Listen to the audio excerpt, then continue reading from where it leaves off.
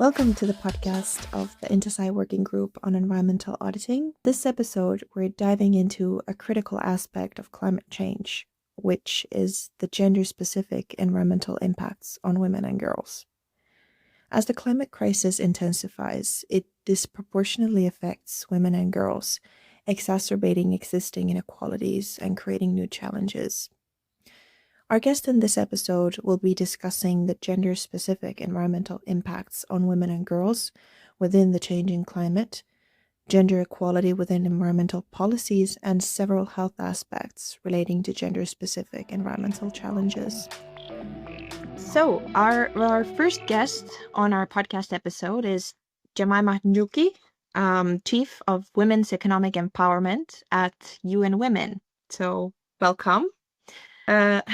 So first, perhaps you would like to introduce yourself and share with us how UN Women contributes to women's empowerment in the environmental field. And also perhaps you could mention briefly what women's economic empowerment is. Thank you very much, and thank you for having me on the podcast. My name is Jemimah Njuki, and I'm the Chief of Economic Empowerment at UN Women.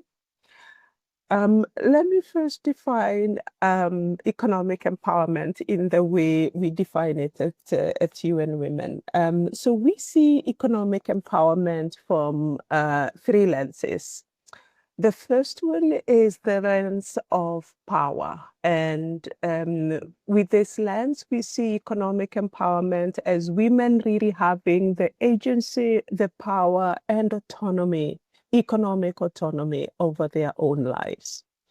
The second dimension is resources, and this is where we want to see women have equal rights and access to and ownership and control over resources, whether these are productive resources, assets, income, and even their own time. And the third dimension is systems. And this is really critical because we want to work on to ensure that systems that include policies, norms, and institutions, that they actually work for women, that they transform in ways that they are just, that they are equitable, and that they empower women and ensure prosperity for women. In terms of the work that we do on in the environmental space, UN Women has 10 critical areas around which we work, and we call them gender equality accelerators. And one of these gender equality accelerators is on gender transformative climate action and the empowerment of women in the blue and green economies. And this is where our work on environment and climate change falls. And based on our mandate, as you know, as UN Women, we have what we call a triple mandate, where we work at the policy level, where we coordinate gender equality across the UN system, but also where we work at the operational level with countries, with governments, with civil society organizations, with private sector and other actors to implement projects and programs. So we are working at multiple levels in the field of gender and environment, in recognition that climate change is not gender neutral and that it is affecting women and girls in a disproportionate way. So a question that sort of sets the stage for our discussion that we have, we thought to ask from all our guests on this episode if whether you agree with the notion that gender is a determining factor in how climate change and environmental issues affect women, and why do you think that is? You kind of also set the stage for this in your previous answer, but maybe you want to elaborate further a little bit. So as I mentioned, we know that climate change is not gender neutral. And what climate change does is that it exacerbates already existing inequalities. And so what we see is as extreme weather or heat events increase both in frequency and in duration, we see women and girls exposed to greater hardships, whether this is in form of displacement, whether it is in form of increasing food insecurity, in form of poverty, including time poverty, but also in form of increased gender-based violence. Some of our analysis, for example, shows that in the worst case climate scenario by 2050, 158 more women and million more women and girls will fall into poverty. 236 million more women and girls will be food insecure. I want to give a very practical example on what climate change does to women's unpaid care work. As you know, women continue to shoulder a disproportionate share of unpaid care and domestic work. They spend 2.5 hours more per day than men and boys do on unpaid care and domestic work. Now, as climate change increases, we see an increase in the amount of time that women are actually spending on unpaid care work. And this comes at a cost to their ability to participate in other economic activities. Just for example, fetching water. 1.8 billion people rely on water that is off their premises. That is water that is not within the premises, within their houses. That means they have to travel a distance to find water. In 7 out of 10 households around the world, the responsibility for collecting water falls on women and girls. So in 53 countries where we have data, it shows that women on a day, per day spend 250 million hours just fetching water. So as climate change exacerbates, as water becomes scarce, we see women spending more and more time, trying to find water, collecting water for their households. And you can consider any number of things. Fuel wood, in the absence of energy-saving technologies, as climate change exacerbates, women are having to spend more water collecting energy for their cooking needs. So that's just one practical example of how climate change is really having a gender phase and how it is affecting women and girls in a disproportionate way. So, as you have a very impressive and extensive professional background in working in the context of both the global south and global north, would you be able to characterize gender-specific environmental issues in the global north versus or in comparison with the global south? What kind of differences or similarities are there between these issues?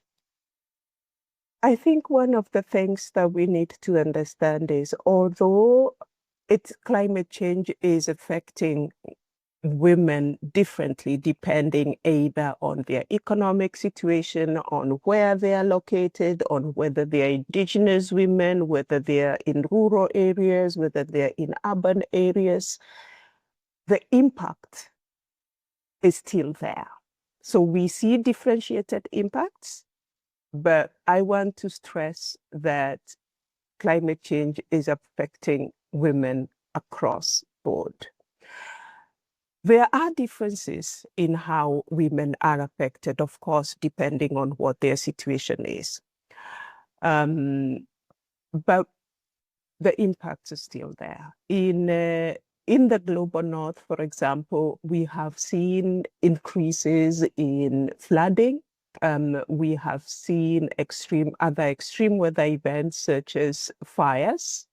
It is only last year where we had huge fires in the United States. We have seen incidences of other disasters that are caused by climate change.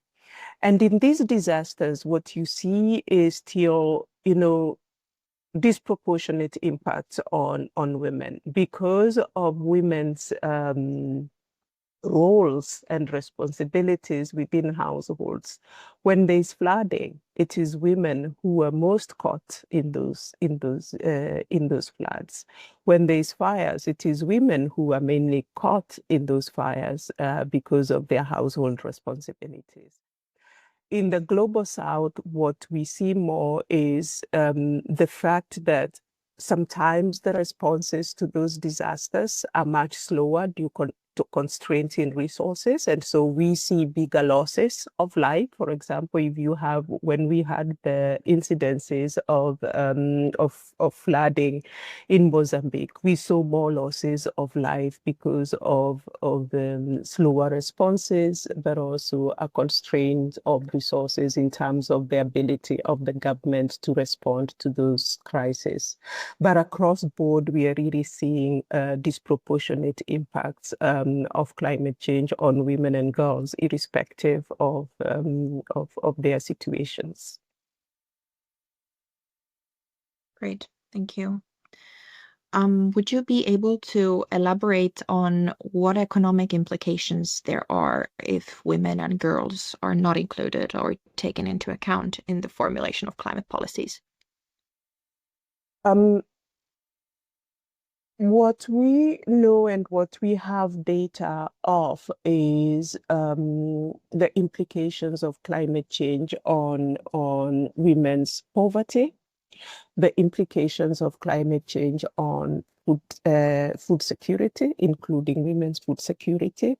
As I mentioned earlier, we have some numbers. For example, 158.3 million more women and girls will fall into poverty in a worst climate change scenario.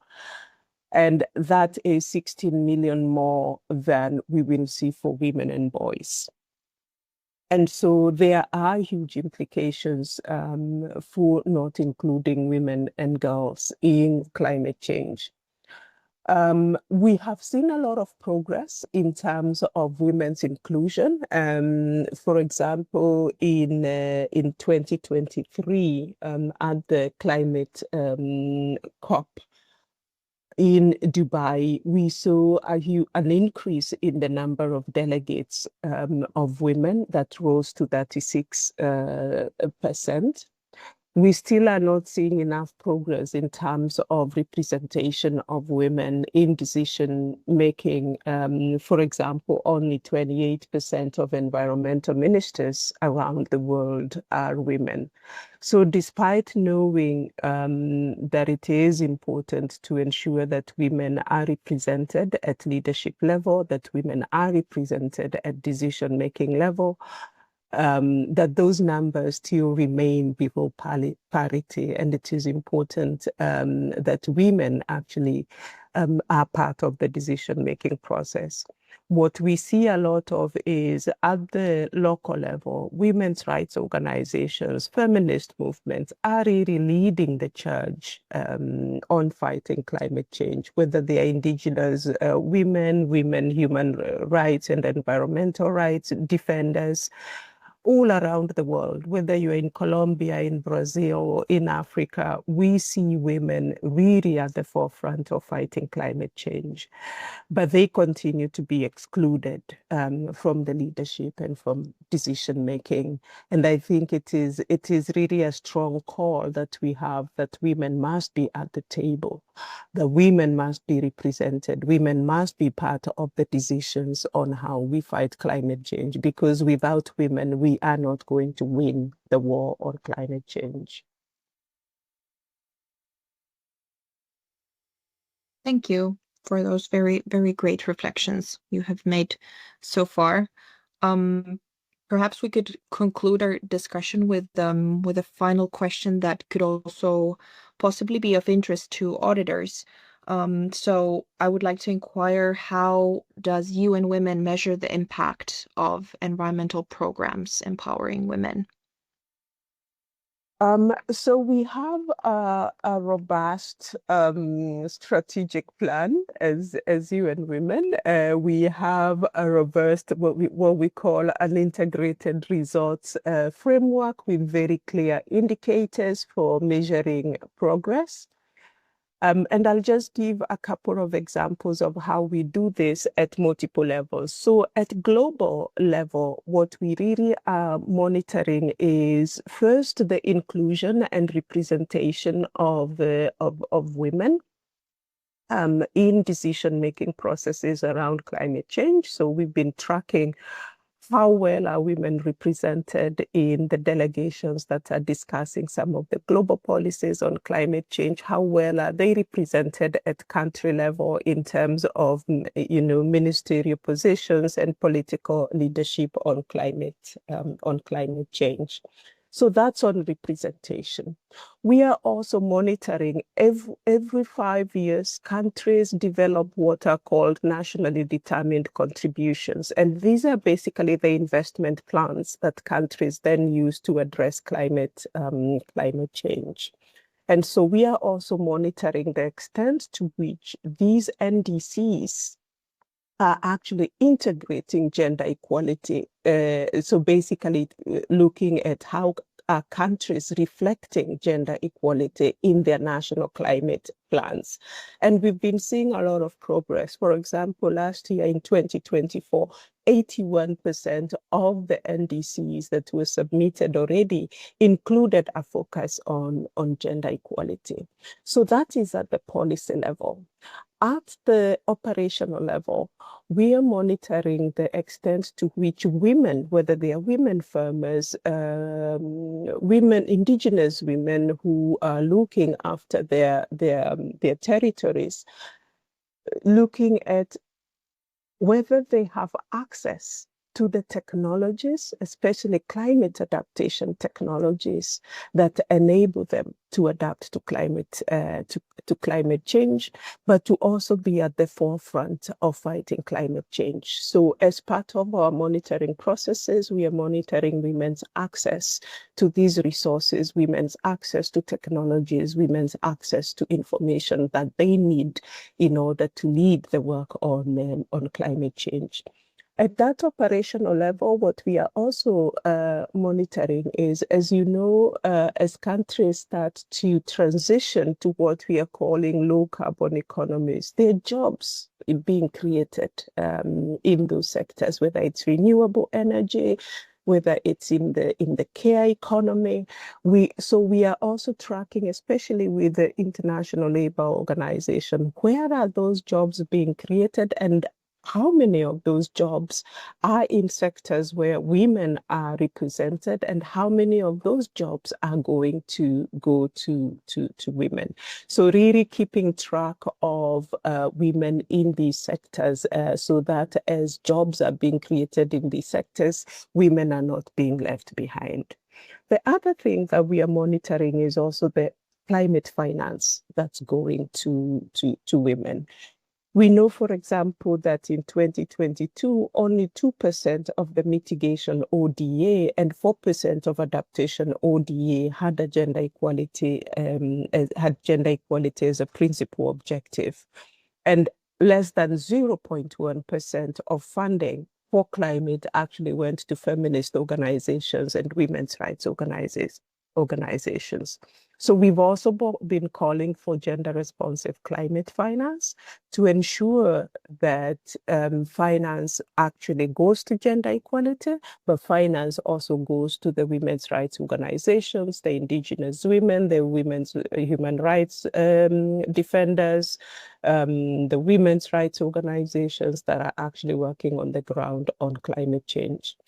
One other thing I'll mention that we monitor is women's unpaid care work and time use as part of our monitoring for SDG 5, really looking at how do we reduce the amount of time that women are spending on unpaid care work.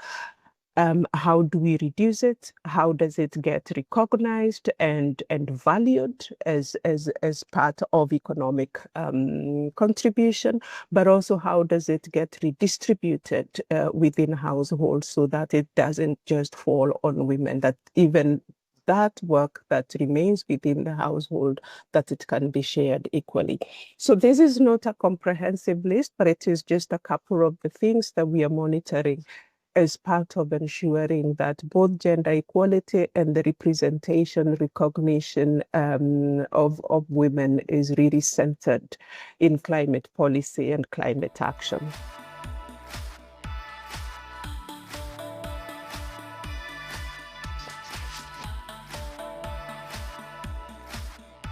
Our next guest is climate resilience specialist Katja Pellini from Plan International Finland. Welcome to our podcast. Thank you for inviting me. I would first ask you if you would be able to tell our listeners who you are and what work does Plan International Finland do in relation to climate and gender equality. My name is Katja Pellini and I'm the climate resilience specialist in Plan International Finland. And Plan International is a global organization promoting girls' rights and gender equality. And we apply a gender transformative approach. And now I think the main thing is that climate crisis is the context where we do the work. So that's why our work needs to adapt to climate crisis. We have a program on sexual reproductive health and rights. So that's one of the topics that I have been looking at, the intersections between climate change and sexual reproductive health and rights. And then in Finland, we also do influencing. So beside the work that we do in program countries, we influence Finland's views in international climate policy and how they relate to gender. Next, I would ask if you agree with the notion that gender is a determining factor in how climate change and environmental issues affect women. Mm-hmm. And a follow-up question to that would be, why do you think that is? Yeah. So climate change exacerbates existing inequalities. And those who are already in vulnerable situations are often the ones who are most impacted. And gender is one factor. It's not the only one. For example, in Plan, we talk about age because we focus on adolescent girls and young women. And discriminatory gender and social norms mean that girls, but also other groups, they face discrimination in relation to others. So think about young persons with disabilities or LGBTQI plus individuals. In Plan, we work with refugees, internally displaced persons. We work with adolescents who are parenting or out-of-school youth. So all of them have specific challenges when they live within climate crisis and face pollution or environmental degradation. And this all together means that gender is not looked at alone, but we talk about an intersectional approach. So looking at the multiple and intersecting forms of discrimination. And so what does that mean in practice? So for example, in the gender transformative approach, we say that we are advancing the position and condition of girls and young women. So girls and then these other marginalized groups cannot always participate in decisions that will impact their lives. Their voice is not heard because of their position in the society in relation to others. And then the condition, the resources they have are of course very different from the resources that we have to cope with the impact of climate crisis. And so when food is scarce or there's no access to healthcare already now, climate crisis is going to make it even more difficult to cultivate food or to gather it from forests or rivers, and to access to basic services is going to deteriorate.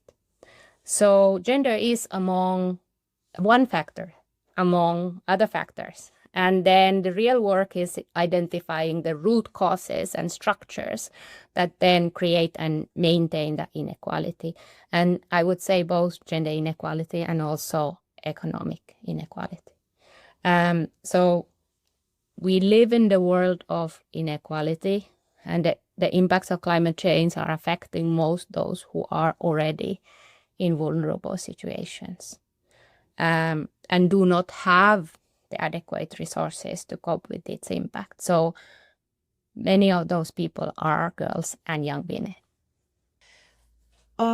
Well, how are environmental issues, especially relating to climate change, gender specific, and in which areas of life are they especially accentuated? So these gender and social norms that I talked about, they also define gender roles.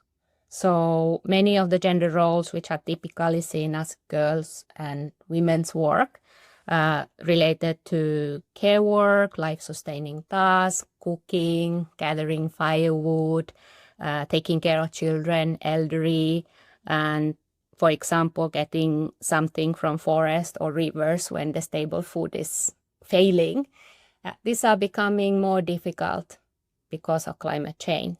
And adolescent girls, I think they especially face a particular barrier because when the other members of the household have to move somewhere to look for paid employment, then often the girls need to quit school because they have to then stay home, look after their younger siblings or elderly. They might need to walk long distances to get water. And often girls have to take the adult responsibilities. So they don't really have time to play with their mates, to be children. And then the studies show that even a short period of climate-induced disaster, which then necessitates girls to quit school, means that many of them, after the situation improves, do not return. So then, these shocks and stresses, they might change the life of a girl permanently. So Plan International published a blog last year where you talk about sexual and reproductive health aspects relating to women and girls in climate crisis. So would you be able to further elaborate what these aspects specifically are? Yeah, of course. So, when there is no clean water or because of flooding, the water is not clean, of course, it's very difficult to take care of your menstrual hygiene and health. And then it's not only access to schools, but it's also access to health services that is reduced because of there's no, access road is blocked, or maybe the girls are somewhere far away taking care of cattle, so they don't have really ability to go back to the clinic to catch up with their pill. So then some impacts are the increased number of early pregnancies.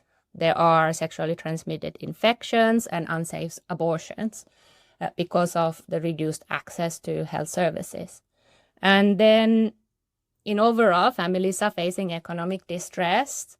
So some of them might think that, marrying their daughters early will ease the economic burden. And so the child early and forced marriages and unions, they're always increasing at times of food insecurity. And now because the period is becoming longer, so then it's more hard to advocate against that harmful practice. Gender-based violence, intimate partner violence increases. And then when girls are at move or in relocation centers, then they face sexual harassment and sexual abuse.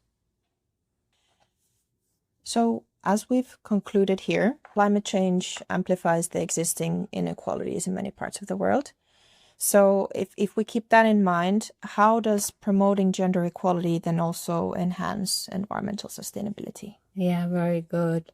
So, in a way, I think it's a prerequisite for transformation where we see that diversity, collaboration, and care, they're important ways, not only solving the environmental problems, but learning to live with them, because climate change is going to be here for the generations to come. So I guess, like in this world order, we're quite clear that white men in the positions of power and privilege are not going to solve the environmental problems that we face. So for that, we need to value different ways of knowing and being. And as I said, it's not only solving the problems, but it's learning to live with them and to include other voices. So for that, we really need gender equality.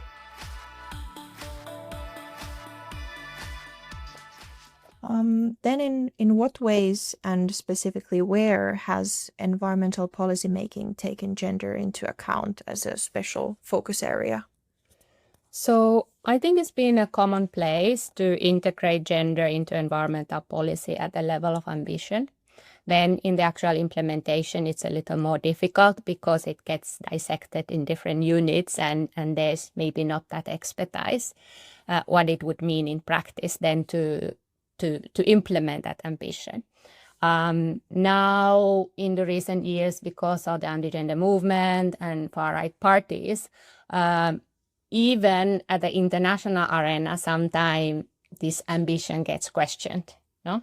So there's a little bit drawback. But I guess, what you wanted is more good examples. So I want to go down to the implementation and dive into one project that we have in Zimbabwe. So in this project, it's an adolescent sexual reproductive health and rights project. And the project team had a very innovative idea, I think, to partner with the provincial and district level institution who are responsible for disaster risk reduction.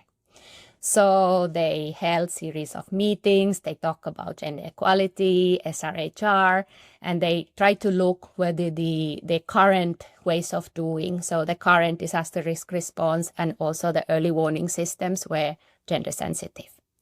And of course, first, it was very interesting. They faced a lot of,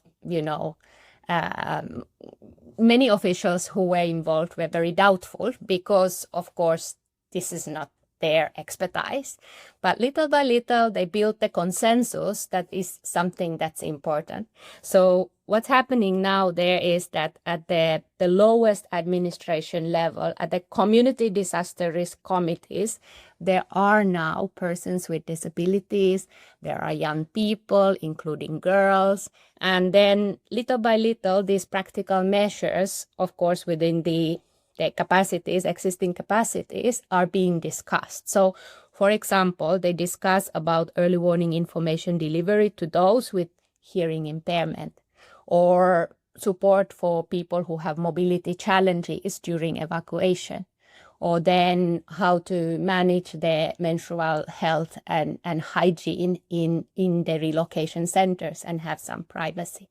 So these things are being discussed because of the inclusion of those groups in making the decision how the early warning systems work and how the disaster risk response works. That's really great. Thank you. Thank you for the very great and valuable remarks that you have made so far. Perhaps we could conclude our discussion with a question regarding how your organization, Plan International Finland, measures the effectiveness of its gender and climate initiatives. So are you able to elaborate on what kind of indicators or data do you use to measure effectiveness or impact in such initiatives? Very good. So, of course, one thing important is to have gender and age disaggregated data and also disability inclusive if possible. It's not really measuring whether the policy or the project is gender transformative, but it at least is a first step to see who's being reached. Second, often also in environmental policy, you are asked to do the gender analysis. And what we have found out is that somehow if we do all these different analyses separately, it will be more difficult to then take up the findings of the analysis. So in the next program, we're also thinking to do the conflict sensitivity analysis together with the climate risk analysis and gender analysis. It's more difficult because you will mix the expertise of different people and they have to listen to each other and be able to work together. But once you do that, then you will find ways to put these different things together, and then it will be easier to have the implementation measures also integrated. Another thing, I guess, which is coming even more I think in the future, we need to stay aware where the funding allocation goes. So whether or not it reaches the community-based organizations, the women and girl-led groups, whether it's there at the lowest administrative level where people then have a say on what are those climate change adaptation measures. So I think auditors can play a good role in really asking questions on the funding allocation and whether or not it really reaches those groups who are there and are facing the brunt of the climate crisis. Great. Thank you.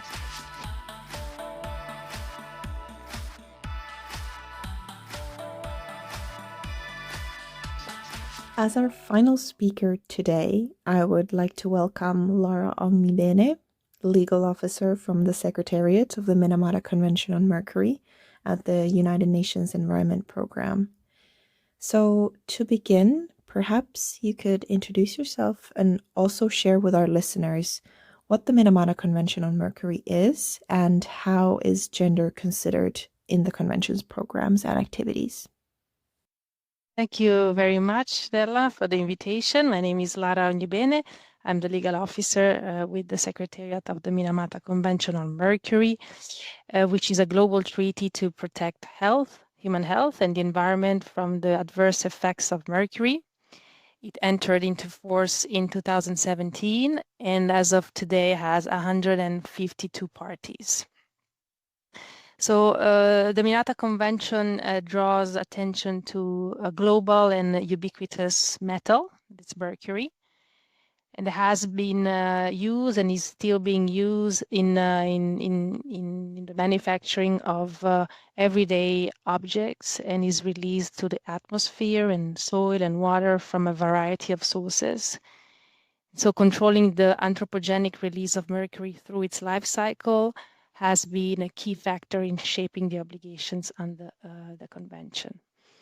Major highlights of the Minamata Convention include a ban on new mercury mines, a phase out of existing ones, and a phase out and phase down of mercury use in a number of products and processes, control measures on emissions to air and on releases to land and water, and the regulation of the informal sector of artisanal and small-scale gold mining.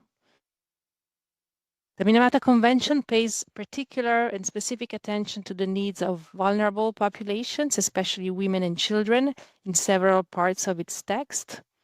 For example, the preamble notes awareness of health concerns, especially in developing countries, resulting from exposure to mercury of vulnerable populations, especially women, children, and through them, future generations. Furthermore, Annex C to the Convention states that national action plans to address artisanal and small-scale gold mining are to include strategies to prevent the exposure of vulnerable populations, particularly children and women of childbearing age, especially pregnant women, to mercury used in artisanal and small-scale gold mining. And then finally, a more recent development during our last conference of the parties, which was held in November of 2023. It was adopted, the COP adopted a decision which welcomed a gender action plan for the Minamata Convention on Mercury and invited parties and the Secretariat to implement priority activities under the gender action plan to integrate gender in all their activities aimed at implementing the convention. So if we reflect on the relation between gender equality and environmental policies, do you agree with the notion that gender is a determining factor in how climate change and environmental issues affect women? And why do you think that is? Yes, so in particular, in the context of the Minamata Convention on Mercury, I can say that even if all people are exposed to mercury on some level, there is greatest concern around the exposure of women of childbearing age because of the impact of mercury on them and also on future generations. Mercury in maternal blood is directly transferred to the developing fetus through the placenta, And usually cord blood levels are slightly higher than those in the mother's blood system. So there is a real risk for the fetus and unborn children. And exposure of women to mercury has been proved to result in higher incidence of hormonal disorders, reduced fertility, and also impacts on the baby's health. So, for example, recent studies have linked mercury levels with neurodevelopmental problems and neurotoxicity in children and adults, lower IQ and autism, also reproductive problems such as infertility or subfertility, hormonal disorders, gestational diabetes, and also preterm births, and also other health-related issues such as breast cancer. So in this context, we can see that the effects of mercury exposure, while they affect both men and women, they have a disproportionate effect in how it impacts the health of women and girls and children. The Minamata Convention has published a publication on gender equality and mercury in 2021, which highlights the exposure of women to mercury as a gender-specific issue based on several dimensions. Would you be able to give some examples on how the gender-specific aspects of mercury are manifested? Yes. So in this publication, which is available on our website, we have identified, in particular, major sources of exposure and related risks. For example, artisanal and small-scale gold mining often uses mercury to extract gold from ore, and this is a sector on the high risk through direct exposure via amalgam burning and through exposure to the fumes of this process in the workplace or at home. And it is estimated that 4 to 5 million women and children are ASGM miners in over 70 countries, mainly through South America, Africa, and Asia. So they are directly exposed to mercury fumes through the burning process. And as poverty is the main driver for women going into mining, there are several social conditions that specifically relate to women and determine their participation into this economic sector, including marginalization, including lack of formal rights and decision power, lack of access to and control over land, water, technologies, and fair markets, also vulnerability to sexual violence and exploitation, increased exposure to mercury emissions in the artisanal gold shops, and also because of their role as the primary providers of domestic services, meaning that they need to work 5-8 hours longer in a day to provide for their family, and that puts them in a fragile position in terms of at risk of poverty. And also it's important to address other socioeconomic issues, including women's ongoing access to agricultural land and resources. And also it's important to highlight the introduction of alternative technology that may remove the need for amalgamation and the associated mercury exposure that also impacts women and their health.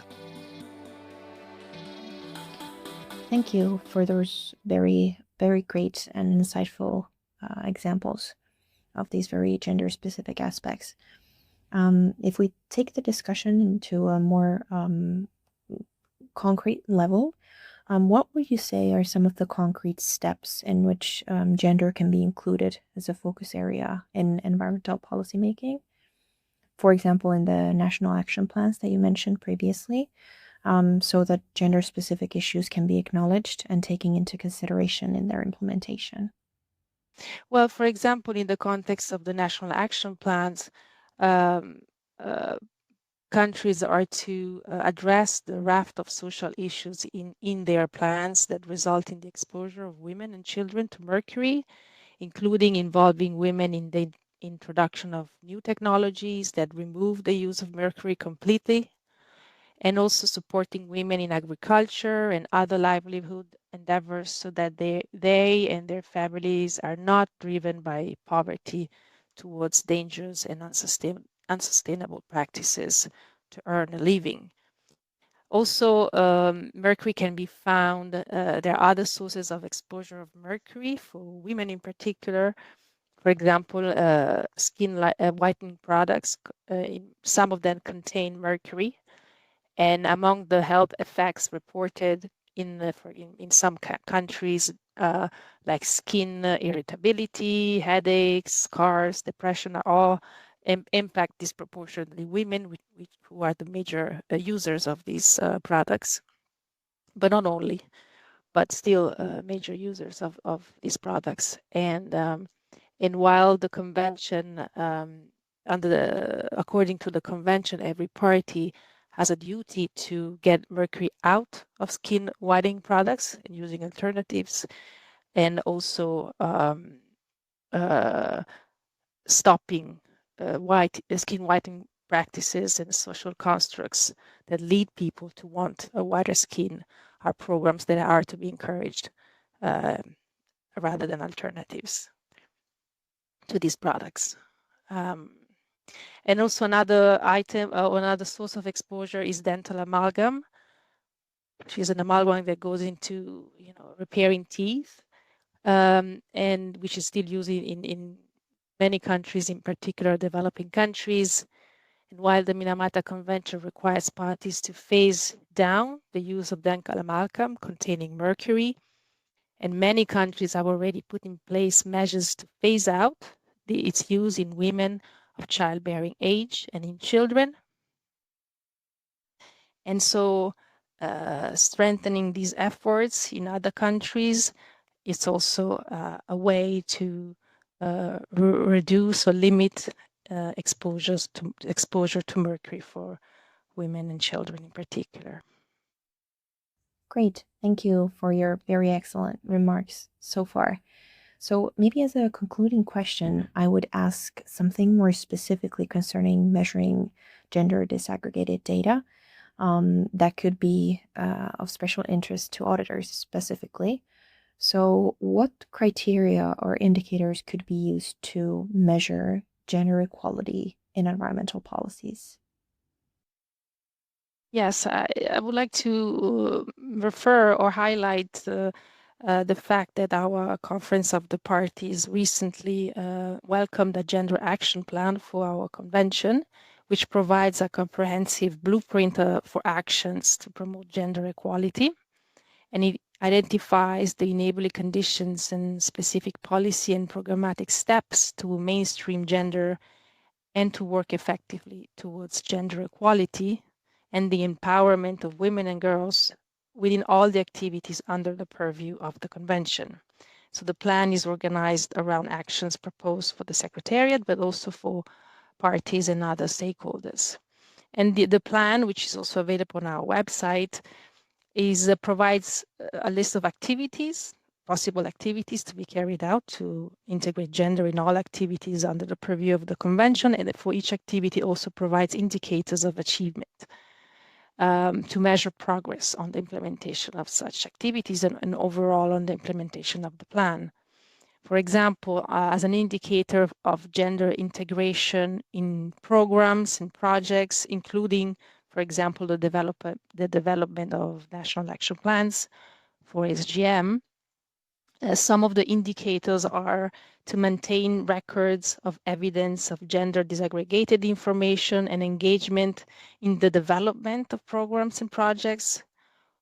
Also, women stakeholder groups integrated by implementing partner. So if the implementing partner or has involved women's group in the implementation or design of the activity or the program of the project. Also to request reports on implementation that include diversity participation. For example, a section of the report on implementation of a certain program or project would have to include a subsection on gender that highlights how, for example, women have been participating in the development, implementation, or as a partner organization, women have contributed to the implementation of a specific project. Also, for example, consultancy announcement can be reviewed and see how gender inclusive they are in the context of an implementation of a certain project, for example. Also, program and project results can include gender disaggregated information, and also gender disaggregated records of participation in trainings or workshops can be kept and measured over time to see if there is a balance in participation between men and women, for example.